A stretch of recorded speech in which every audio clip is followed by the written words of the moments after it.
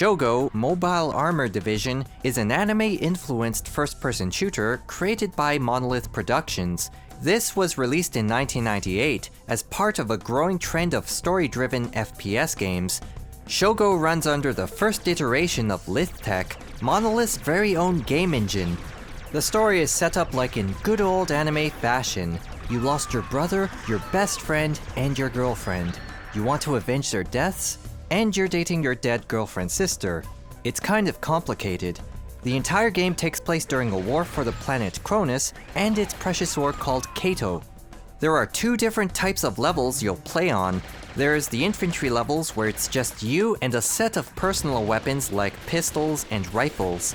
These usually take place inside research facilities and military bases. Then you have the mech levels where you take control of a mobile armor for some mech-on-mech action. You have a different set of weapons to choose from, mainly anti-vehicle weapons such as rocket launchers and energy weapons, stuff like that. I do like the level design in general. There's a few linear elements to them, like the mission objectives and a few linear pathways, but for the most part, you have to explore the level and figure out where to go on your own. The size differences between the infantry and the mech levels are very noticeable from an aesthetic point of view, but functionally, they play the same. You can jump, crouch, sidestep, and shoot in both types of levels, but instead of jumping on a wooden box, you're jumping on a skyscraper. But the enemies that populate these levels are much harder to appreciate. After playing the game for a few hours, you'll notice that there's very little variety in the enemies you encounter. For the MCA combat, you have light armor, heavy armor, tanks, and spider bots. They may come equipped with different weapons, but they all behave the same. They look for you, and they shoot you. No special abilities, no coordinated attacks, or special tactics employed here. Same thing at the infantry level. You have a small guy, and you have a big guy. These are the enemies you fight against throughout the entire game. The combat itself is largely dependent on the difficulty. The easier modes allow you to run and gun without taking too much damage. On the harder difficulties, you have to play slower and more methodical.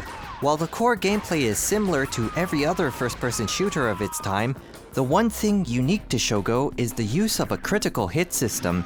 In addition to aiming for the head to deal some extra damage, you also have a random chance of scoring a critical hit which deals a lot of damage and restores some of your health.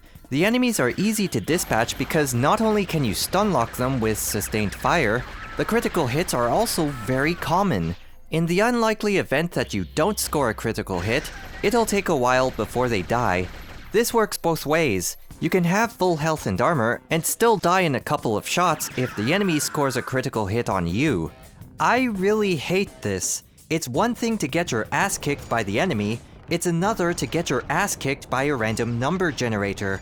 When bullets are being sprayed in your direction, critical hits are bound to happen frequently. For me, personally, this is a huge turnoff, but your mileage may vary. When I turn up the difficulty of a game, I want to increase the difficulty. I want to increase the challenge, not decrease the speed or the pace of the gameplay. Unfortunately, this is not the case with Shogo, and the controls don't really help with this. They're fine for the most part, but I found a few minor annoyances with them on the higher difficulties. First and foremost, you have no ability to walk. You need to move slowly around corners, so I usually end up crouching instead. It's a workable solution, but I've noticed that if you crouch and strafe up a slope, you actually gain speed. I've died a few times because of this, so you really have to pay attention to where you're going. On a couple weapons, you have the ability to zoom in on your target. The problem here is that there's no zoom key. You have to select the weapon again in order to zoom in. It's kind of a hassle to use these weapons at a distance, so in a lot of cases, I just don't. But again, for the most part, I think the controls are fine. One major thing they did right was have a single set of controls for both MCAs and on foot. I feel that this was a good call. Instead of switching between a first-person shooter and a mech simulator, you memorize one set of controls and you're good to go. if you've been paying attention to the sound effects, you may notice a strangely familiar sound to them.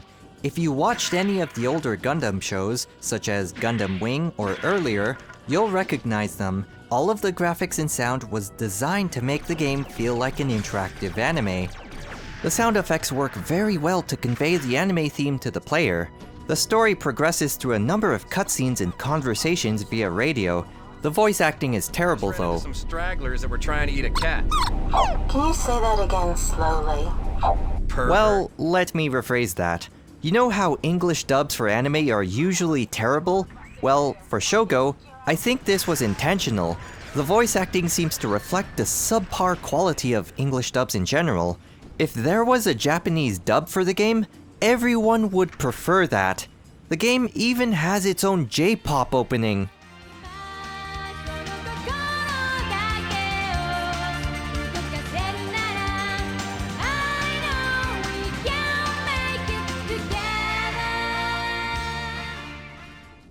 I like the music in general. It's probably the only thing in the game that doesn't remind me of anime, but the music works. It has a fast and hard electronica feel to it, which does go well with the action. My only problem here is that there's not a whole lot of it, but the music the game does have is amazing. As for the graphics, they're okay, but the main limitation here is the technology of the time. All of the weapons, the explosions, and the environments just look and feel awesome. The MCAs are very nicely animated and detailed despite the low polygon counts. While the mobile armors and the vehicles look really good, I can't say the same about the people. The models look weird. If you look closely at the eyes, they try to make them look like anime characters. It's a good effort though, since we never had real-time cell shading back then. I really can't hold it against them. The graphics in general hasn't aged well over the years, but the simple modeling requirements of all of the mobile armors and the vehicles make them look somewhat decent to this day. And we can't forget about the little things that polish the overall product. A whole bunch of 90s anime references are plastered everywhere. Walls are decorated with posters referencing Battle Angel and Evangelion. Various names are derived from Macross and Robotech, and pretty much anywhere you can have a picture of a generic anime girl has a picture of a generic anime girl. The demo has 2 levels near the beginning of the game, one MCA and one on foot, so you got to try out both. What I did not like about the demo is the enemies dropping unusable weapons. You could pick them up, but they come with a message that says not available in the demo. How's that for a slap in the face? I have the weapon, it's part of my download, and I can't use it. Back then, I felt there wasn't enough content for me to decide on a purchase, so I left the game alone. With the release date in close proximity to Half-Life and a plethora of problems with multiplayer, the resulting reception in the market was very poor. A couple of expansions were also planned for the game, but they were ultimately cancelled. The game was also ported to the Mac OS, Linux, and PowerPC. These also failed to perform in the market. Still, Shogo was able to develop a cult following. The source code for the game was eventually released, but I'm really surprised that absolutely no source ports for the game were ever made. Not just for all the perks that a modern game engine can offer, but for specific things like cell shading to really give the game that anime look and feel.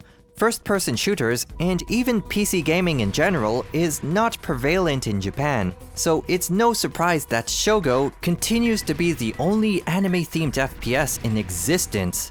Would I classify this as an underrated game? Probably not. It's still a pretty decent game overall.